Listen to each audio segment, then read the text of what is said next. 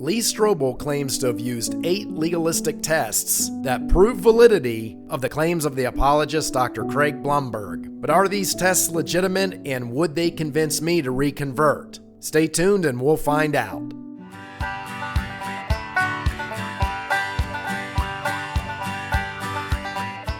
Lee Strobel, in his book The Case for Christ, is constantly going back during his days as a legal journalist and using examples from that time period that correlate to how he's investigating the resurrection of Christ and other miracles prior to it, as well as the legitimacy of the Gospels in the New Testament. He has a few examples where he uses old legal cases as analogies to how he's conducting his investigations with his interviewees. And I'm accusing his interviews as not being conducted like his days as a legal journalist, for he is wholly coming to conclusions without looking at the opinions of skeptics, and also deciding that evidence presented by his interviewees, who are largely fundamentalist, is convincing and concrete when it really is just speculation.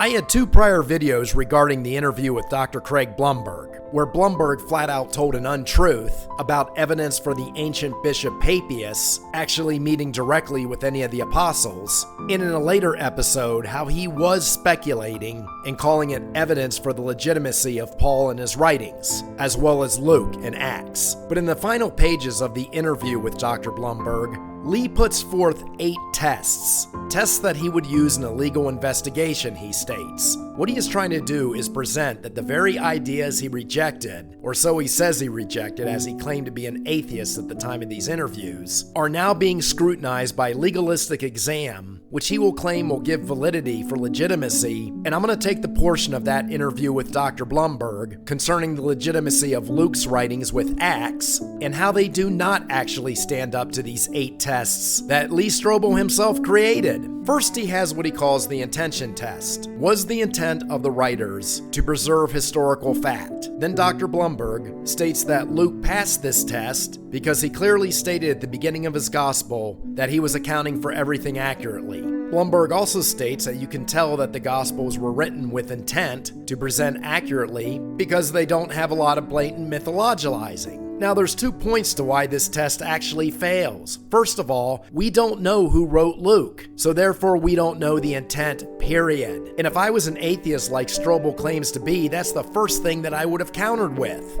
And secondly, there are myths and magic all over the place. They're just different than other ancient stories. We've got miracles, a resurrection of the dead, and many apparitions of Christ's appearance after he died. So no, Lee, you don't pass the intent test with Acts, especially when you can't tell the intent of someone because you don't know who wrote it. Then there's a second test, the ability test. In other words, the ability to write the Gospels accurately. And again, we don't know the ability of the people who are transcribing the Gospels because we don't know who wrote them. If you look at the Roman historian and senator Tacitus, you will know that he had a well-known reputation for being meticulous in accuracy of his writings. Therefore, when he writes something, usually we can consider him a trusted source. You can't say that when 1, what we have in front of us isn't an original, and 2, you have no idea what the motives of the copier was, or who he even was. So no.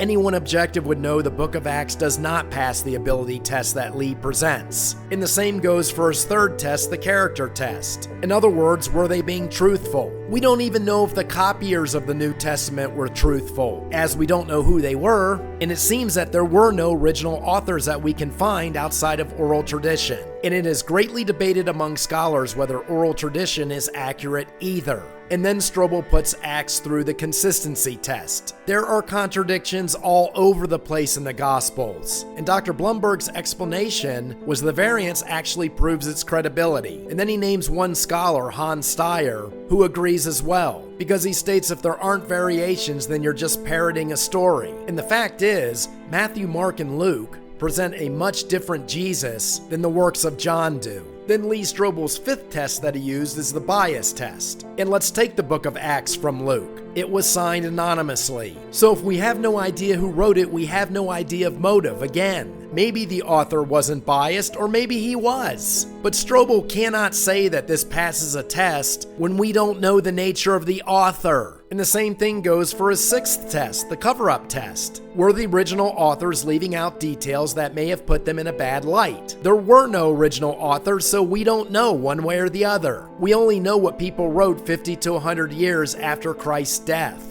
The earliest we know from Paul's epistles is from P46, the earliest writings we found from him, which weren't from him but were copies, and date 175 to 225 years AD, a century and a half after Christ died. And we have a fragment of Luke's writing that dates early in the 2nd century. We have no idea what details may have been left out or added during that time of about a century of oral tradition at best. And then Lee uses something in his 7th test known as the corroboration test. In other words, if we find legitimacy of certain people, places, and events during the time period of Christ and the apostles, then the story of Christ's life must be legitimate. This tactic has been used by the apologists before to try to prove that ancient biblical figures that are written about in stories in the Old Testament truly existed. Just because a writer mentioned a well, city, or trading post doesn't mean that the figure in the story actually was alive. You could write a fictional story that revolves around the city of Chicago and interject many landmarks into the story. It doesn't mean that the fiction was real.